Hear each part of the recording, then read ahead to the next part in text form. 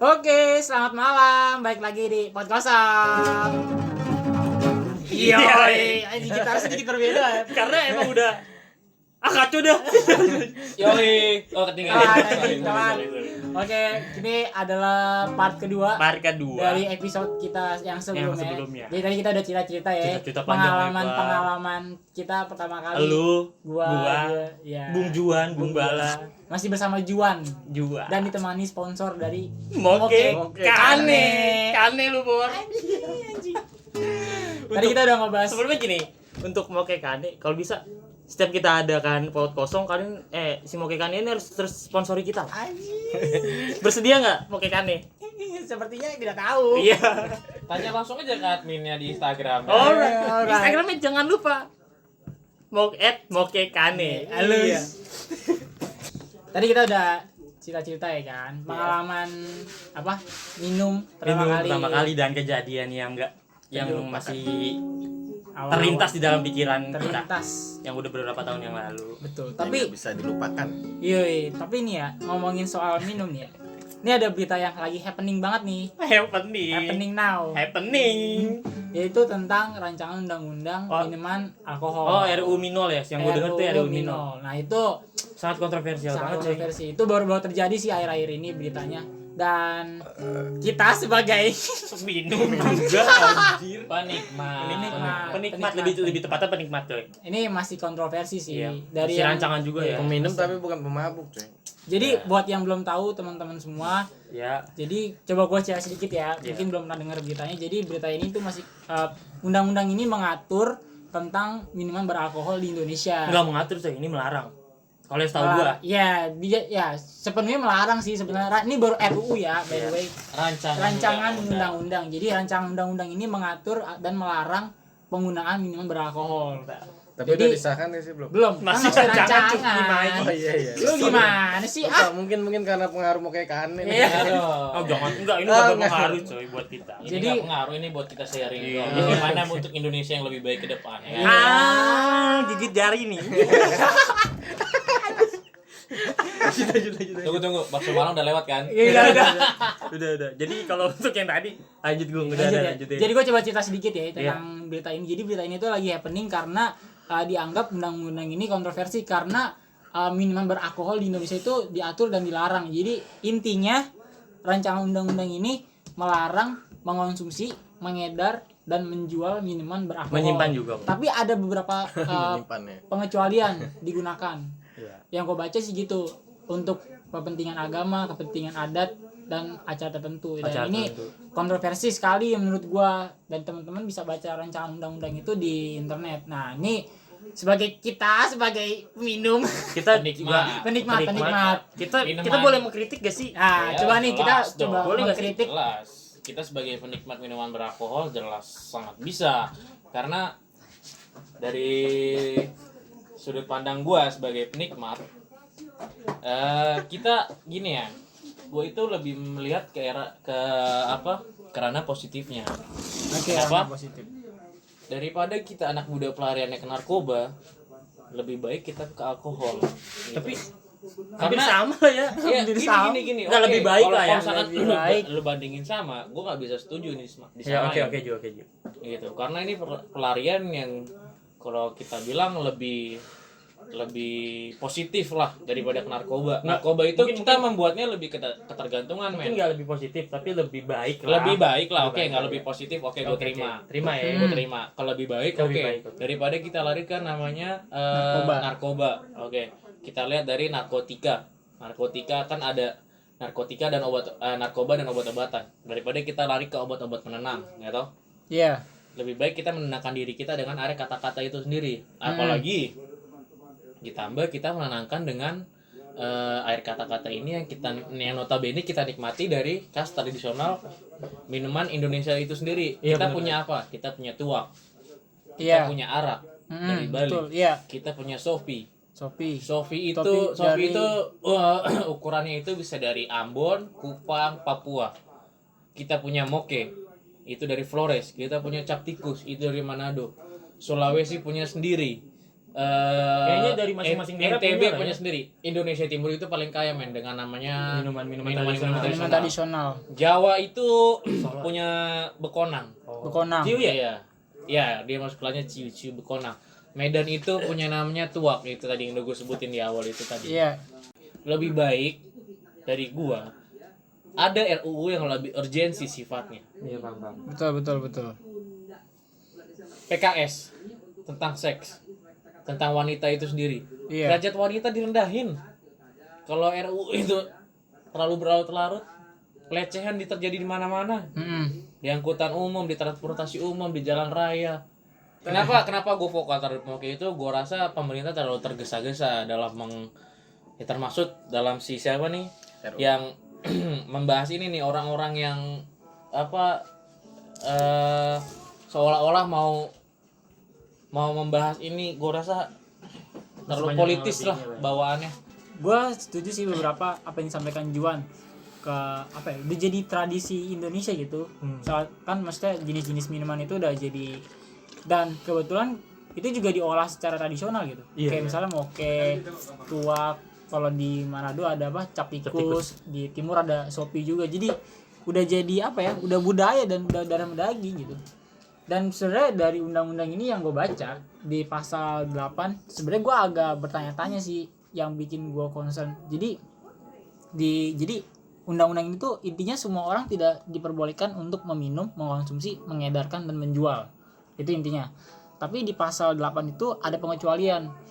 Kepentingan adat, ritual keagamaan, dan wisatawan Ya. dan farmasi. Nah, yang gua garis bawahi itu wisatawan.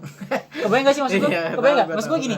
Semua enggak, kalau enggak coba kalian teman-teman semua bisa ini kebayang tapi enggak kebayang gua. iya, ini kita ngomongin substansi undang-undangnya ya. Kalau teman-teman baca itu di pasal 1 disebutkan minuman beralkohol itu apa, dan disebutkan siapa penggunanya, dikategorikan. Nah, dan golongan-golongan apa ya, juga golongan-golongan juga ada. Tapi di pasal 8 itu disebutkan ada pengecualian. Itu tadi gue bilang, yang gue concern itu adalah wisatawan. Nah, wisatawan ini gue berkunjung ke Bali, gue wisatawan dong. Betul. Dan gue, apakah gue boleh minum atau enggak? Berarti gue boleh dong, karena kan gue wisatawan. Terus kalau gue jalan-jalan misalnya ke mana nih? Ke Bogor, jalan-jalan Bogor deh, gue wisatawan ke Bogor, ke pantai Anyer lah. Berarti lu boleh. Berarti boleh dong. Mesti ini rancu, bro. Iya, rancu. Karet. Kita nggak bisa selamanya diam terus menerima keadaan, men. Kita bukan tiang listrik yang dipukul cuman diam. Tiang listrik kalau dipukul gini, bro. Itu mendadak jam 2, jam 3, dan jam 4. Tapi dia diam kan? Diam aja. Bukannya jam 12 doang ya? Enggak, karena Dia di sini diam. di RT gua chips kambing tuh dari jam 1. Jadi dia akan bunyikan tuh jam 2, jam 3, jam 4. Tapi ngomongin soal tiang listrik dipukul ya, gue kira tuh setan cuy. Sumpah. Saat dulu. Iya, saat waktu dulu. lu pulang mabok. Enggak dong, gue di rumah. Mabok karena kan. Enggak bunyi teng. Tapi ya gitu, setiap kali gue tengah malam tuh denger suara tiang listrik dipukul, gue kira apaan? Gue kira orang iseng, orang gila kali ya mukul-mukul tiang listrik tengah malam. Oh, sis kamling. Tapi benar gua dulu begitu, coy. Bahkan toke aja nih, toke gua kira tuh kambing tiduran bunyinya toke, coy. Toke bukan aja. Enggak, lu itu bodoh banget sih. Itu terlalu mabok sih. Itu terlalu mabuk sih. Kalau gua terlalu mabuk Bukan sih. apa anjing. Jelas-jelas toke sama kambing itu berbeda. Dengan dari suaranya mereka juga beda. cuy. Mirip-mirip kambing gitu langsung. Bahas setan, maling, kambing, anjing, gua bingung. Oke, lanjut lagi ke Lanjut, ya. RUU Minol ini. Iya. Tapi itu sih menurut gue yang tadi gue bilang itu. Jadi ada satu pasal yang di dalamnya itu rancu menurut gue, sehingga ini menjadi kontroversi. Dan satu lagi komentar gue, menurut gue ini sama aja lu melarang beredarnya minuman beralkohol, justru malah menimbulkan black market. Iya nggak sih, black market. Jadi penyeludupan dan sebagainya itu malah jadi nggak mungkin hilang cuy, karena itu udah mendarah daging. Ya, kalau gue gini ya, gue to the point aja. Gue daripada gue makin narkoba, gue di pinggir jalan, gue kena tangkep, makin bikin susah keluarga gue, ya kan, di penjara, hukuman mati, ya gue jelas pilih minuman beralkohol dong, ya kan. Coba dari dulu lah ya. Minuman beralkohol gitu toh. Lalu jadi ini gue bilang pasal karet. Kenapa gue bilang pasal karet? Yang tadi bilang wisatawan itu klasifikasinya siapa? Ada Apa, turis domestik, asing? iya, ada domestik sama inian Internasional. Ada wisatawan lokal, ada wisatawan internasional cuy. Iya, itu tadi gitu loh. Lalu Lalu kenapa harus dibahas seperti ini gitu? Soalnya Lalu gini loh, yang di dalam benak gue itu, gue memang orang bodoh. Gue masih dalam tahap kuliah. pembelajaran lah. Kita semua Iya. di sini sama tahap pembelajaran lah. Iya, karena kan mereka terlalu pintar, men. Mereka terlalu pintar. Terlalu Alright. pintar dan holy government. Betul sih, yang gue baca juga gitu. Jadi pengaruhnya itu ke dampak ekonomi juga. Iya, dampak ekonomi Dampak maksudnya. ekonomi sejumlah pedagang yang ya memang bergerak di bidang itu Iya. jadi apa ya, terganggu dan terpidanakan. Menurut Dan gue sih, mereka buat menghidupi keluarganya juga. Mereka lagi keadaan pandemi. Mereka punya minuman dari tradisional dari kampungnya sendiri. Terus mereka bingung jual apa. Mereka mending memasarkan minuman hasil tradisional mereka gitu. tapi nih gua kasih info sedikit ya, di bab 2 atau bab 2 pasal 4 itu diatur juga kategori jenis minuman beralkohol. Itu ada 3 golongan Oh iya, ada 3 berdasarkan kandungan alkoholnya. Nah, dan yang diatur itu sampai golongan A, kadar etanol kurang dari 5%. Berarti 0% pun juga 1% pun juga dilarang, cuy. Cuma kurang dari 5%. Dan Ada, itu konyol, men. jadi ya udah, lo udah minuman beralkohol nih. Ya udah, nggak boleh apapun minumannya. Sekalipun itu minuman seduh. Gue sih pengen denger dari yang kata pengusaha-pengusahanya sih. Mungkin mereka lebih vokal banget sih kalau menurut gue. Lebih vokal untuk menyuarakan. Dan ini kan sebuah larangan. Masih rancangan tapi ini sebuah larangan. Tapi yang harusnya sebenarnya mereka tuh mengatur aja, coy. Iya. Karena kalau larangan itu kayak gimana ya? Kayak lu nggak bakal bisa minum karena dilarang. Kalau Iya. peraturan mungkin lebih ke lu boleh minum tapi jangan banyak-banyak. batasannya. Ada batasannya mungkin. Gitu. Kalau menurut gua dan dari sepengetahuan gua juga mungkin ya lebih baik dibuat aturannya aja. Jadi diatur bukan dilarang ya. Dan ini juga dari Pembatasan. 2015 juga ya udah Iya, diangkat. sudah tapi diangkat tapi baru sekarang ini boomingnya Boomingnya gitu. baru Happeningnya sekarang. baru sekarang. Karena pengalian isu. Nah, itu saya masih karena mungkin masih konspirasi. Iya. Karena setelah pandemi ini konspirasi meningkat. Konspirasi terus berjalan. Terus berjalan. Iya. Gimana menurut Bala? Menurut gua ya mau makan apapun juga sama aja sih sebenarnya, mau minum apapun juga sebenarnya sama aja. Kalau nggak bisa diimbangin ya, maksudnya kayak nggak bisa diatur lah gitu maksudnya. Ya sama aja kayak minuman, misalkan kita nggak bisa ngaturnya, ya kita mabuk bisa rusuh lah gitu kan.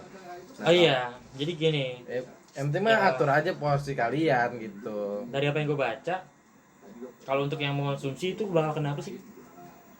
Kena pidana itu bakal Iya, paling bakal dipidana. lambat, paling cepat itu 2 bulan kalau nggak salah deh. Bakal Yang konsumsi dipidana. ya? Iya.